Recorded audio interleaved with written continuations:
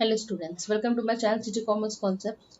So students, in business today we'll discuss about the new chapter that is staff morale. Okay तो staff moral का मतलब होता है क्या है? मोरल मीन्स जैसे आप लोगों ने पढ़ा भी होगा प्रिंसिपल्स ऑफ मैनेजमेंट में, स्पिरिट डी क्रॉप या we can say that team spirit. ठीक है, तो that is called the staff morale. Okay, now come and understand the meaning of staff morale. Okay, so the students, the meaning and definition of the staff morale is that employee morale in human resources is defined as the job satisfaction, outlook, and feelings of well-being an employee has within a workplace setting. Proven to have a direct effect on productivity, it is one of the cornerstones of business. So students, basically, staff morale होता है क्या है? Staff moral means जब हम human resource की बात करते हैं कि ह्यूमन रिसोर्स में स्टाफ मोरल क्या है, तो जब आपके पास जब जॉब का सेटिस्फैक्शन होता है तो एक कहते हैं ना, जब आपको कॉन्फिडेंस आता है किसी चीज का, आपकी पर्सनालिटी क्या है, एक अलग दिखती है. ठीक है, आपका आउटलुक कैसा है कि आप किस तरीके से परफॉर्म कर रहे हो, आपकी फीलिंग कैसी है कि आप कैसे वर्क प्लेस पे काम कर रहे हो, ठीक, आप कितना प्रोडक्शन दे रहे हो, कितना अच्छे से परफॉर्म कर रहे हो. तो ये जब ये सारी चीजें आपकी पर्सनालिटी पे शो होने लगती हैं, that is called the staff moral. So here is a definition that high moral exists when employee attitudes are favorable to the total situation of a group. ठीक है, यानी कि जब आप अच्छा परफॉर्म करते हो तो आपके अंदर एक अलग कॉन्फिडेंस आता है. आप लोग जब लोगों के सामने रिप्रेजेंट करते हो तो वो भी कहते हैं पॉजिटिव एटीट्यूड आता है. ठीक है, तो total situation of a group and to the attainment of its objectives. Low morale exists when attitude inhibit the willingness and ability of an organization to attain its objective. So this is the definition of staff morale. Now come to the next is the factors influencing the staff morale. What are the factors that influence the staff morale? The first one is the organization कि उसमें कैसे जो है लोग influence होते हैं. So the first factor affecting the employee morale is the organization itself. यानी कि organization एक खुद के लिए एक सबसे बड़ा influencing point है कि वो लोगों को क्या करती है कि positive भी influence कर सकती है, negative भी कर सकती है. ठीक है, बट बेसिकली अगर हम ह्यूमन रिसोर्स में जब बात करते हैं तो वो ये करते हैं कि उसमें क्या है, लोगों को वो इन्फ्लुएंस कैसे करती है कि उनके पर्सनैलिटी को डेवलप करके. Organization influences the workers attitudes their to their jobs. वो किस तरीके से वर्क कर रहे हैं, क्या उनके अंदर कैसी पॉजिटिविटी है कि नेगेटिविटी है, वो किस एटीट्यूड किस अप्रोच के साथ वहाँ पे वर्क कर रहे हैं. कि ये देखना काम ऑर्गेनाइजेशन का होता है. The public reputation of an organization may build up a better for or worse their attitudes towards it. यानी कि अगर मैं आपकी किसी भी कंपनी में, कोई मेरे कंपनी में वर्क करता है, ठीक है, अगर मैं उसको अच्छे से ट्रीट करती हूँ, ठीक है, उसको जो जिस चीज़ में वो बहुत माहिर है या जिस चीज़ में वो बहुत अच्छा है, मैं उसको वो काम देती हूँ, तो क्या उससे क्या होगा कि वो पॉजिटिवली मेरे वर्क कंपनी में काम भी करेगा. ठीक है, और इससे क्या होगा, मेरी कंपनी भी को भी क्या मिलेगा, एक रेज मिलेगा. यानी कि ये पब्लिक रेपुटेशन जो है वो क्या कंज्यूमर पे डिपेंड करती है, एम्प्लॉय पे डिपेंड करती है. वो उस चीज को बेटर बना रहा है कि वो वर्स बना रहा है, ये टोटली उसके बिहेवियर पे डिपेंड करता है कि वो किस तरीके का एटीट्यूड वो वहाँ पे रखता है. Now come to the next is the nature of work. The nature of work the workers is expected to perform also affect his attitude towards the job as well as morale.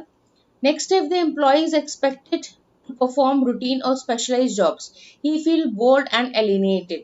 ठीक है, तो देखिए क्या होता है कि अगर कोई भी एम्प्लॉय क्या करेगा, डेली एक ही रूटीन और एक ही तरीके की जॉब और एक ही तरीके से काम करता रहेगा कि हम आपको जाना है ऑफिस, एक ही जगह बैठना है, तो ये काम करना है और फिर वापस आ जाना. तो उससे क्या होगा, जो आपका एम्प्लॉय है वो क्या हो जाएगा, उस चीज से बहुत बोर हो जाएगा और उसके अंदर कोई भी पॉजिटिविटी या स्पिरिट नहीं रहेगा काम करने के लिए. वो बहुत बोर हो जाएगा आपकी जॉब से और फिर वो क्या चाहेगा कि वो अपनी उस जॉब को स्विच करना चाहेगा.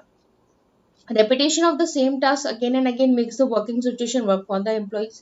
अगर आप किसी को एक ही चीज बार बार देते हो, ठीक है, तो उससे क्या हो जाएगा, वो सिचुएशन और वर्स हो जाएगी और वो उस काम में करने का बिल्कुल भी मन नहीं लगेगा. क्योंकि एम्प्लॉयज को भी क्या चैलेंजेस पसंद है कि अगर आज आपने कोई उसको वर्क दिया है तो कल आप उसको और अलग तरीके से वर्क दे, जिससे वो क्या हो, हर चीज में एक उसको एक्सपीरियंस भी मिले और उसको काम करने में भी मजा आए.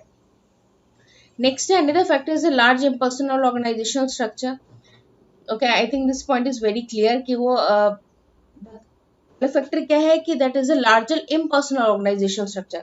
यानी कि इम्पर्सनल का मतलब क्या हो गया कि आप जब किसी से भी बातचीत नहीं करते हो, या आप जो भी एम्प्लॉय वर्क कर रहा है उसके रिगार्डिंग आपने किसी से भी कांटेक्ट नहीं किया है, तो ये क्या हो जाता है, इम्पर्सनल हो जाता है आपकी ऑर्गेनाइजेशन में जब आप लोगों को निग्लेक्ट करने लगते हो. Sometimes, if the employee feels that he is just a cog in the machine instead of a person, his morale will become very low. Okay, become very low. तो कॉग का मतलब क्या हो गया, कॉग का मतलब कि जैसे आप इम्पोर्टेंट तो है कंपनी के लिए, लेकिन आप क्या करें, डेली रूटीन की तरह ही आपको ट्रीट किया जा रहा है. ठीक है, आपको आप अच्छा कर रहे हो तो भी आपको अप्रिसिएशन नहीं मिल रहा, आप गंदा कर रहे हो तो आपको कुछ नहीं बोला जा रहा. मतलब आपको बिल्कुल आपको किसी तरीके का कोई अप्रिसिएशन नहीं है आप, लेकिन आप क्या एक इम्पोर्टेंट पर्सन तो है इस ऑफिस के, लेकिन क्या है कि आपको आपके साथ जो ट्रीटमेंट है वो पॉजिटिव नहीं है, तो उससे क्या होगा कि जो उसका मोराल है वो क्या हो जाएगा, वो कम होता जाएगा. Lack of understanding of organization goals में ऑल्सो अफेक्ट द मोरल. ठीक है, जब आपको क्या हो, किसी भी ऑर्गेनाइजेशन गोल की समझ नहीं हो, आपके अंदर लैक ऑफ अंडरस्टैंडिंग हो, तो this is also affect the your moral. Another factor which causes the low morale is the assembly line operations moving at a constant speed.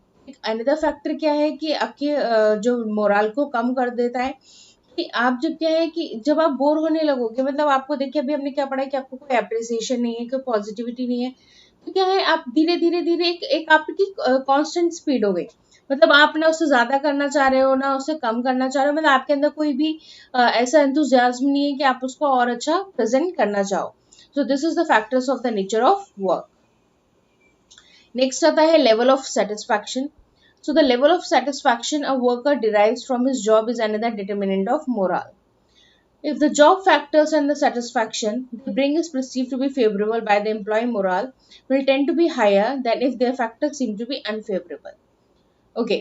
तो देखिए लेवल ऑफ सेटिस्फैक्शन का मतलब क्या हो गया कि एम्प्लॉय का जो लेवल ऑफ सेटिस्फैक्शन है काम करने के लिए वो क्या है, दैट इज वेरी इंपॉर्टेंट. ठीक है, तो job factors, if the job factors and the satisfaction the bring is perceive to be favourable. Favourable होगा बाय द एम्प्लॉय, इसके द्वारा होगा एम्प्लॉय की, by the employee morale will tend to be higher if their factors seem to be unfavourable. तो क्या हो जाएगा, factor should be unfavourable. The job factors includes the factors such as opportunities for promotions, job security, steadiness of employment, opportunities to learn the job and to use his own ideas, pay, working condition, recognition, cooperativeness of co-workers, group relationship, etc. Students level of satisfaction देखिए last point में क्या कह रहा है कि वो कौन सी चीज़ है जॉब फैक्टर्स जो इंक्लूड करती है. ठीक है, जैसे आपको प्रमोशन के लिए अपॉर्चुनिटी मिलती है, ठीक है, आपको जॉब सिक्योरिटी मिल रही है, आपको एम्प्लॉयमेंट के नए चांसेस मिल रहे हैं, आपको अपॉर्चुनिटी मिल रही है नई चीज़ सीखने की, लर्न करने की, आपको आइडिया आपके शेयर किए जा रहे हैं, आपकी जो सैलरी पे कंडीशन है वो अच्छी हो गई. तो जब ये सारी चीज़ें आप अच्छी होने लगती है तो आपका क्या है कि लेवल ऑफ सेटिस्फैक्शन क्या है, वो ऑटोमेटिकली बढ़ेगा. ठीक है, बेसिकली ये जो है फैक्टर्स वो क्या है कि तीन अलग अलग आपको एरिया में बताए गए हैं. तो लेवल ऑफ सेटिस्फैक्शन का मतलब क्या है कि हमारा level of satisfaction staff moral में कब होगा, जब क्या किया जाएगा, हमारा जो वर्कर्स है, जो एम्प्लॉयज है, उनको क्या होगा, उनकी जो वर्किंग कैपेसिटी को आप इंक्रीज करोगे और उनको उनके वर्क को अप्रिशिएट करोगे, तब जो है आप उनके फैक्टर, तब आप जो है उनके अंदर के एंथुसियाज्म को इंक्रीज कर सकते हो. सो स्टूडेंट्स ये थे हमारे आज के meaning and the factors. I hope कि आपको समझ आया होगा. Students if you have any doubt, कोई भी ऐसा पॉइंट हो जो मैं शायद बहुत जल्दी में समझा दिया हो या आपको कुछ समझ नहीं आया हो, आप मुझे कमेंट सेशन में कमेंट कर दीजिए without any hesitation. I will explain it again. So that's for all today students. Don't forget to like, share and subscribe my channel. Thank you.